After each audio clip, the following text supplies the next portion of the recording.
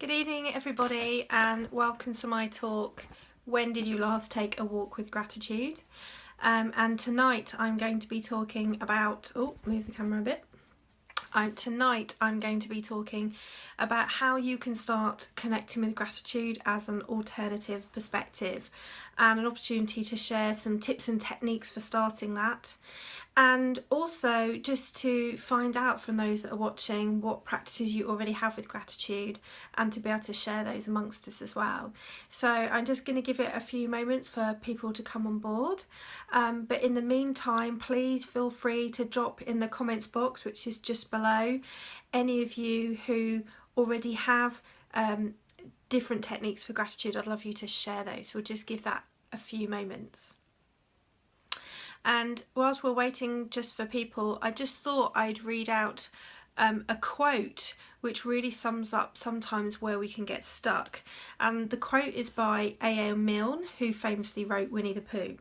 And the quote says, "Here is Edward Bear coming downstairs now, bump, bump, bump, on the back of his head, behind Christopher Robin. It is, as far as he knows, the only way to come downstairs. But sometimes he really feels there is another way. If only he could just stop bumping for a moment and actually think about it." And when you take a moment just to think about that quote, it's very true that sometimes we can become quite stagnant in what we do and the processes that we do, and we sort of get into a routine and we keep doing that. So when do we actually stop, pause, breathe for a moment and actually just soak up the environment around us, the colours of the rich tapestry of the world around us, and actually just take a moment to become present and really just be? So for me, that quote is really important about actually taking some time to just stop and take a breath. And if you think about it, in a 24-hour day, the number of hours that are awake, how many times do we just stop for a moment and just be? When do we just look around the room and notice all the different colours of the rainbow that make up the room and all the different things that you have in it? When do we just stop to notice a flower that perhaps has just come into bloom outside? Or at the moment with this weather, when do we stop to just notice the incredible amount of leaves that are out there at the moment? And when it's not raining like today, the crunchy leaf perspective. And by that, what I mean is that a couple of weeks ago I was walking down a path with my 3-year-old nephew, who turned to me and said, "Crunchy leaves, we're treading on crunchy leaves." And it was just such a pure and simple moment of appreciation for him being able to walk along this path and be able to feel the movement of the leaves underneath him and to be able to hear the crunchiness of the leaves. And when you look at it from that child's perspective, how beautiful is that? And just so simple and so easy to access. Yet as adults we would probably, and I had completely dismissed it and was just walking along the path with him. So for me, there's a real opportunity there, especially when we're with children, to just actually take a moment and look at it through the eyes of a child and what they appreciate in life. And I think there's a lot to be gained from that. And as we become adults, we lose that playfulness, we lose that creativity, that want to explore as well. And taking ourselves back into that childlike state sometimes can really provide us with an opportunity to look at life through a completely different lens as well. So what I also wanted to share with you tonight was a story. And this is something that happened to me a while back with one of my clients, and it was a experience of a client coming to me and feeling that they were not enough. It was an event of feeling that they'd not achieved enough with what they were doing, and a real connection with their vulnerability, actually, to just be honest enough to sit in front of me and say, I don't feel enough, I haven't done as much as I should have done by this point of time, and a real awakening actually of how guilty they were feeling, how upset they were feeling. And it was amazing how just being able to vocalize that and to be able to share that in a safe space really evoked such strong emotion in them. And I literally watched them sit in front of me as their body language changed, their shoulders hunched over, they crumpled up in their seat, tears welled up in their eyes, and you could really see the heartache, the upset in them as well. And there was just one question that I asked at this point, and that was, what's the truth in that? What's the truth in what you're feeling right now? You know, what was the truth in what she was saying? And the truth was that you are always further forward than where you were. You know, you've always achieved something, you've always have something to be grateful for. And my metaphor for this is if you were walking along the beach with the sand between your toes and you can hear the crashing of the waves on the pebbles and you can feel the sun beating down on your skin, you'll always be able to see a seashell. So if you think about having a bucket and you're going to collect seashells, once you start collecting them, you know what it's like when you go to the beach, suddenly you're drawn to them all, and everywhere you turn and you look, you can see another seashell, and so you want to cram as many of those into your bucket as you can.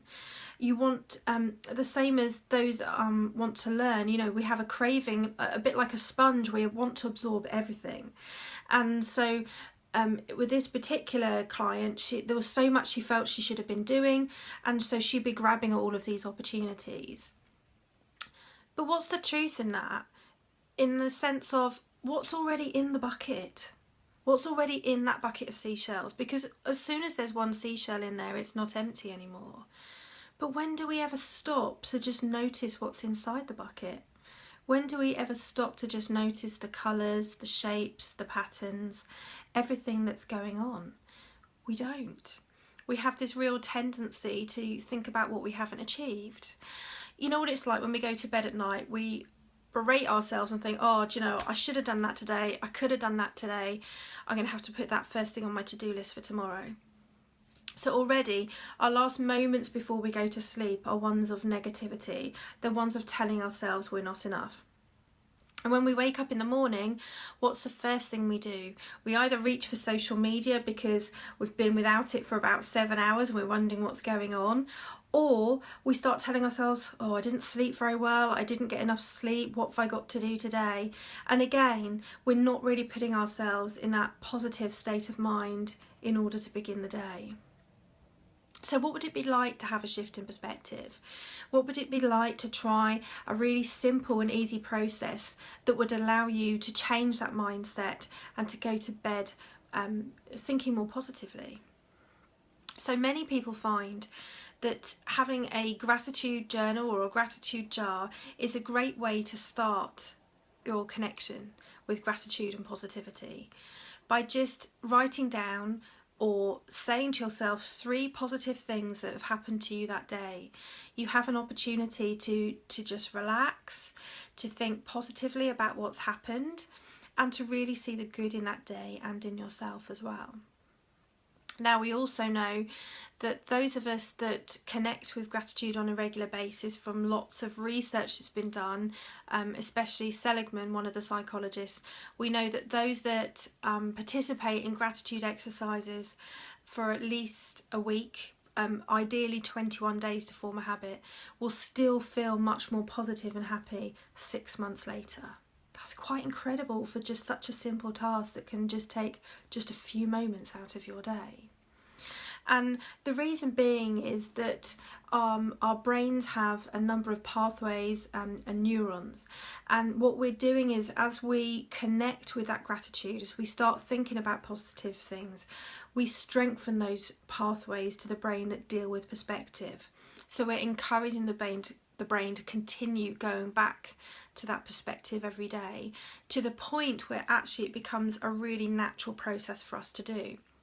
So rather than seeing it as a routine of something you might do last thing at night or first thing in the morning, it'll be something that you start to capture throughout the day. So for example, on my drive home tonight, I was stuck in absolutely ridiculous traffic, and I found myself saying, well, do you know, I'm still safe. I could hear sirens behind me, but here I was in my car, I had heating, I had music to sing along to, and I was safe. So even though it was taking me so much longer, and without even realising it, I was already connecting with gratitude, because it's become such a big part of my life.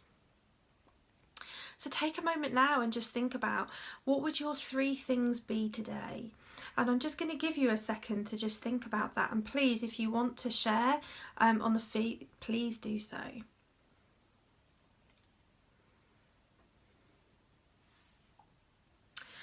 One of the things I was going to show you tonight is this is my gratitude jar. So you'll see that it's full of lots of different colours. I'm a very visual person, so I respond to seeing those colours for me. So it's in a room that I use every day, and the idea being that I can add different colour post-it notes when I want to write something down. Now, it is, for me now, it doesn't necessarily mean I'm going to write them down every day. I'm still going to verbalise them, as you've seen, like in the car, but I do like to record lots of different things that have happened that have really just made me smile, and it's lovely having all the different colours. And the bonus is that whenever I want to, I can just open up the lid and I can then take out any of the entries and just remind myself what I've been doing and what I've been getting up to. And it's a treat I'm certainly going to do on New Year's Eve this year, is to really just take a moment to do that. But that's not the only way that you can connect with gratitude. Some people have journals. I know journals are very, very popular, but also think about what's around you, what works for you. So if you're someone that travels a lot, you might find a journal useful, or even just your phone. There are different apps you can get on your phone to record gratitude, and you could also have a daily reminder or a weekly reminder that comes up on your phone as well to remind you.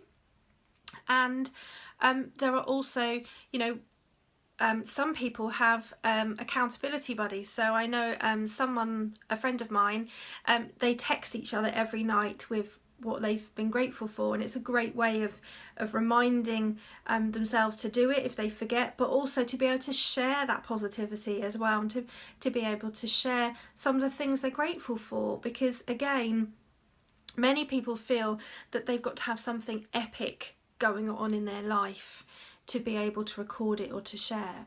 But actually, for me, it could just be as simple as seeing a really beautiful flower, or like I said, being grateful to be in a warm car with music on tonight, or even just a lovely conversation with one of my nephews or niece.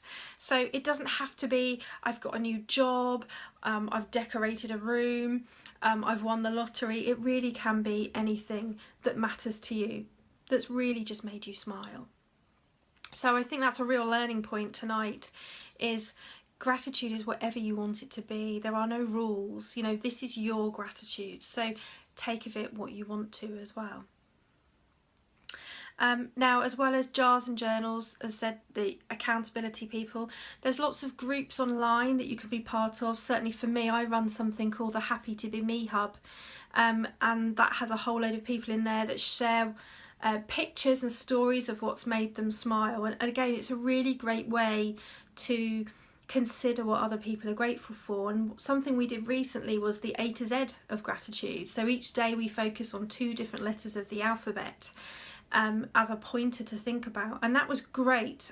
X and Z was hilarious, but we still did find some things.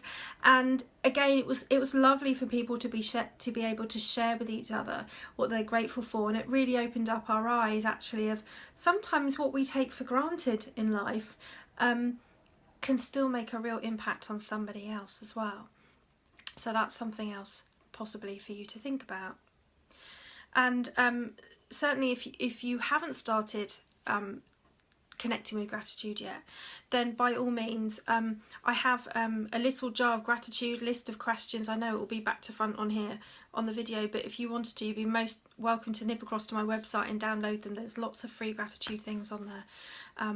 And you know, certainly for my mission is making as many people smile as possible. So please, you know, it's a catalyst effect, and you'll probably be surprised that when you start talking about gratitude to your friends and colleagues, how many of them are perhaps already engaging in it or have thought about engaging in it too.